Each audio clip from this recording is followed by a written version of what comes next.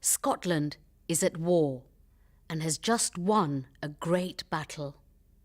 Macbeth, a general in the Scottish army, is the hero of the battle. On his way home afterwards, Macbeth and his friend meet 3 mysterious witches. Somehow the witches already know Macbeth's name. They tell him that he's going to be promoted and that he will be given more money, land and power. When they say, "Macbeth, the future king," Macbeth is confused and doesn't really believe the witches. Soon afterwards, Macbeth receives a message from Duncan, the King of Scotland. King Duncan wants to reward Macbeth for his victory and has decided to promote him, giving him more money, land and power. This is exactly what the witches said would happen. So Macbeth wonders if it is also true that he will become king one day. Macbeth's wife, Lady Macbeth, soon hears about her husband's success and the witches' predictions.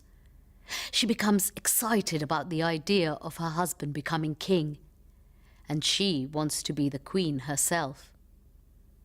But she's worried that Macbeth won't do anything to make it happen. So she comes up with a plan to murder King Duncan, who is coming to stay at the Macbeth's castle that night. At first, Macbeth doesn't like the idea, but Lady Macbeth has a very powerful personality and is very cold-blooded. She persuades him that murdering Duncan is the best thing to do and that she will plan everything. That night, while King Duncan is sleeping, Macbeth and Lady Macbeth make his guards drunk. When the guards are asleep, Macbeth comes into Duncan's room and kills him with a knife. Next morning, when the king's death is discovered, Macbeth kills the guards and tells everyone that he did this because they killed the king. Duncan's son Malcolm is frightened that he might be killed too, and so he escapes to England to lie low and stay safe. With Duncan dead and Malcolm away in England, Macbeth becomes King of Scotland and Lady Macbeth becomes Queen. But Macbeth is worried. His friends might become his enemies and might want to kill him so that they can become king. So he hires murderers to kill his friends and their families. But now Macbeth starts imagining that he can see the ghost of his murdered friend. At dinner that night, the ghost appears to Macbeth, but no one else can see it. Macbeth behaves very strangely in front of all his guests.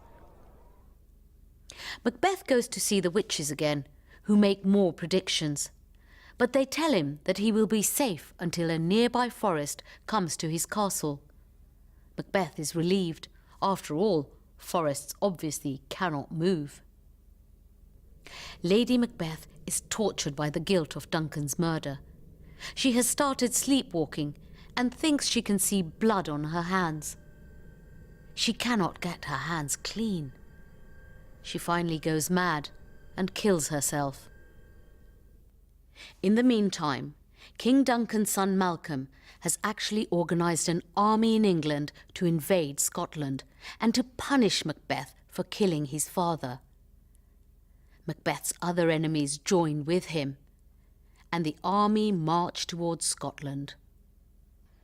Macbeth waits for the English army at his castle and is convinced the witches' predictions mean he's safe.